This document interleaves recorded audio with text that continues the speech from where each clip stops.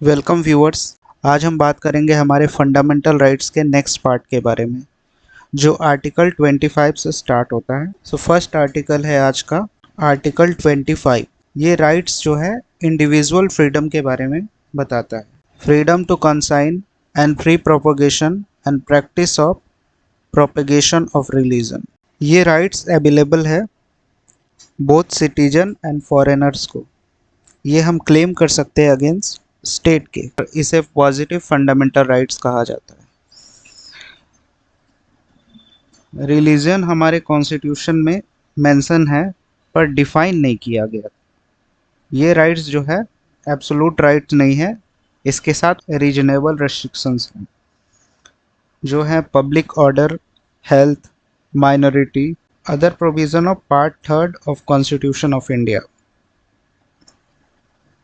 Next article जो है हमारा वो देखेंगे article 26, freedom to manage religious affairs. इस आर्टिकल के थ्रू हमारे पास राइट्स है कि हम अपने रिलीजियस अफेयर को मैनेज कर सकते हैं। ये राइट अवेलेबल है बोथ सिटीजन एंड फॉरेनर को। ये हम क्लेम कर सकते हैं स्टेट के अगेंस्ट। ये भी एक पॉजिटिव फंडामेंटल राइट्स है और ये भी एब्सोल्यूट राइट नहीं है। इसका मतलब इसके साथ भी कुछ रीजनेबल रेस्ट्रिक्शंस होंगे। Collective freedom of groups and domination. ये राइट्स जो है वो एक कलेक्टिविटी के लिए है, किसी इंडिविजुअल पर्सन के लिए नहीं, ग्रुप ऑफ पर्सन के लिए है और डोमिनेशन के लिए। अब आपके दिमाग में क्वेश्चन आएगा कि डिनोमिनेशन क्या है। तो डिनोमिनेशन की डेफिनेशन एक बहुत ही फेमस केस जो सिरूर मठ केस 1954 में दिया गया था। इसके अंदर 3 एसेंशियल कैरेक्टरिस्टिक दिया गया किसी भी डिनोमिनेशन को आइडेंटिफाई करने के लिए। इसका एक कॉमन फेथ होना चाहिए या एक कॉमन ऑर्गेनाइजेशन होना चाहिए और इसका एक डिस्टिंक्ट नेम होना चाहिए।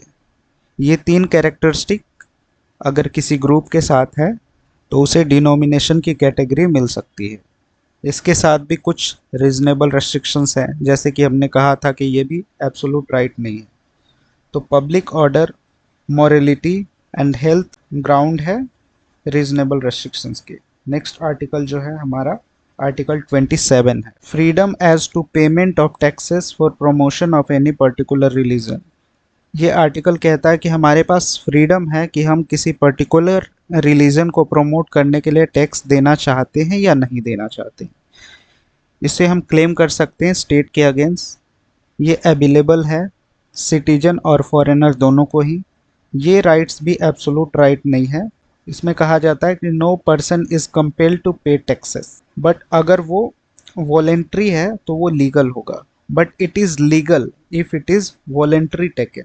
मतलब किसी के मर्जी से अगर कोई टैक्स लिया गया है तो वो लीगल होगा। सेकंड है state can not use public taxes to fund a specific religion. इसमें कह रहा है कि स्टेट के पास राइट नहीं है कि वो पब्लिक मनी को यूज करके एक पर्टिकुलर या एक स्पेसिफिक रिलीजन को प्रमोट करे। जैसे एग्जाम्पल के तौर पे हम देख सकते हैं कि राम मंदिर के निर्माण में गवर्नमेंट ने पब्लिक टैक्सेस का यूज़ नहीं किया था। वो बड़े बड़े बिजनेस टाइकून्स, रिलीजियस इंस्टीट्यूशन ने उसके लिए डोनेशन दिया। जो राफेल आया था तो मैंने देखा था कि डिफेंस मिनिस्टर्स पे टीका किए थे और स्वास्तिक का इमेज बनाए थे। जो वेपन का टीका होता है वो कल्चरल सिग्निफिकेंस को डिनोट करता है। जैसे प्राचीन काल में भी हम देख सकते हैं कि शस्त्र पूजा होता था, वो रिलीजियस सिग्निफिकेंस को नहीं, कल्चरल सिग्निफिकेंस को दिखाता है। अब fee and taxes are different. इसमें कहा जा रहा है कि फ़ी जो है और टैक्सेस दोनों डिफरेंट कैटेगरी है। Fee can be charge for specific service maintaining and trust. Fee and taxes are different things. Fee can be charge for specific service maintaining and religion. इसमें कहा जा रहा है कि फ़ी और टैक्सेस दोनों डिफरेंट चीज़ है। हम किसी स्पेसिफिक सर्विस प्रोवाइड करने के लिए या मेंटेनिंग ट्रस्ट के लिए हम कुछ फ़ी चार्ज कर सकते हैं, वो पेमेंट ऑफ टैक्सेस के कैटेगरी में नहीं आएगा। नेक्स्ट आर्टिकल हम देखते हैं आर्टिकल 28। इसमें कहा जाता है freedom as to attendance of religious institution in educational institution. मतलब कहा जा रहा है कि हमारे पास फ्रीडम है कि हम रिलीजियस इंस्टीट्यूशन को अटेंड करें या ना करें। ये आर्टिकल 28 में कहा गया है। ये क्लेम कर सकते हैं हम स्टेट के अगेंस्ट, और ये अवेलेबल है बोथ सिटीजन एंड फॉरेनर को। ये भी एक पॉजिटिव फंडामेंटल राइट्स है। इसमें कहा जा रहा है कि educational institution run by religious trust, अगर कोई एजुकेशन इंस्टीट्यूशन है जो रिलीजियस ट्रस्ट के द्वारा रन किया जा रहा है, चलाया जा रहा है, तो student can not refuse to attend the instruction, मतलब जो स्टूडेंट उसमें पढ़ रहे हैं उनके पास राइट नहीं है कि वो रिलीजियस इंस्टीट्यूशन के जो इंस्ट्रक्शंस हैं उसको फॉलो ना करें। अब private institution plus aided by state, कोई अगर प्राइवेट इंस्टीट्यूशन है और गवर्नमेंट के द्वारा एडेड है, मतलब अनुदान दिया जा रहा है, तो स्टूडेंट उसमें जो पढ़ रहे हैं उनके पास राइट है कि या तो वो अटेंड करेंगे या नहीं करेंगे, वो उनके मर्जी पे डिपेंड करता है। इसी के साथ नेक्स्ट आर्टिकल हम देखते हैं, आर्टिकल 29। आर्टिकल 29 कहता है प्रोटेक्शन ऑफ माइनॉरिटी इंटरेस्ट। ये अवेलेबल है सिटीजन को ही, सिर्फ सिटीजन को अवेलेबल है अगेंस्ट स्टेट। हम क्लेम कर सकते हैं इसको स्टेट के अगेंस्ट।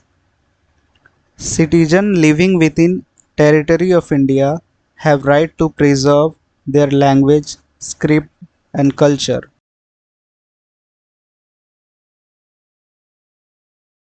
मतलब टेरिटरी में रहने वाले हर सिटीजन के पास राइट है कि वो अपने स्क्रिप्ट, अपने लैंग्वेज, अपने कल्चर को प्रोटेक्ट करे। ये राइट जो है वो किसी स्पेसिफिक इंडिविजुअल के लिए नहीं है, ये ग्रुप ऑफ इंडिविजुअल के लिए है।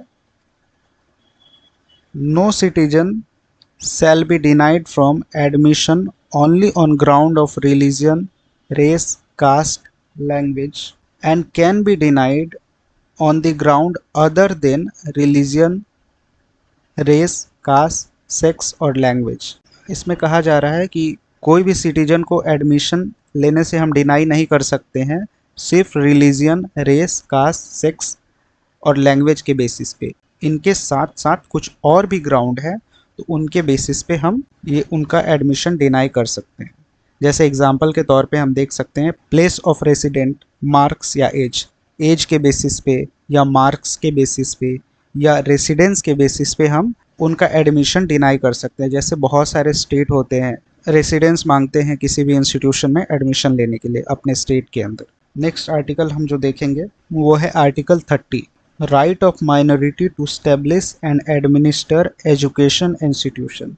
मतलब जो माइनॉरिटी कैटेगरी के लोग हैं उनके पास राइट्स है कि वो अपने एजुकेशन इंस्टीट्यूशन को स्टैब्लिश एंड एडमिनिस्टर कर सकते हैं। ये आर्टिकल अवेलेबल है सिटीजन को, सिर्फ जो इंडिया के सिटीजन हैं उन्हीं को अवेलेबल है, और ये हम क्लेम कर सकते हैं स्टेट के अगेंस्ट, और ये भी एक पॉजिटिव फंडामेंटल राइट है। ये राइट है, ये सिर्फ माइनॉरिटी को ही अवेलेबल है। और जो आर्टिकल 29 में हम जो देखते हैं वो बोथ मेजॉरिटी एंड माइनॉरिटी दोनों के लिए अवेलेबल है।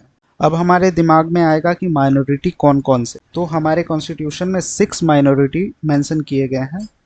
ऑन 23 अक्टूबर 1993 के अकॉर्डिंग मुस्लिम, क्रिश्चियन, सिख, बुद्धिस्ट, पारसीज जिसे हम जोरास्ट्रियंस भी कहते हैं, और 2014 में जैन कम्युनिटी के लोगों को भी माइनॉरिटी कैटेगरी में जगह मिल गई। National commission for minority act 1992 identify करता है माइनॉरिटी कैटेगरी को। माइनॉरिटी की डेफिनेशन हमारे कॉन्स्टिट्यूशन में नहीं है, और माइनॉरिटी कमीशन जो है एक कॉन्स्टिट्यूशनल बॉडी भी नहीं। तो आज के लिए इतना ही, यहाँ तक बने रहने के लिए धन्यवाद। मिलते हैं नेक्स्ट वीडियो में। अगर आपको हमारा वीडियो पसंद आया होगा तो प्लीज़ इसको लाइक करें, सब्सक्राइब करें और दोस्तों के साथ शेयर करें। कोई भी आपकी क्वेरीज है इससे रिलेटेड तो प्लीज़ उसे कमेंट करें, मैं उसे सॉल्व करने का कोशिश करूँगा। तो चलिए मिलते हैं नेक्स्ट वीडियो में। Thank you so much.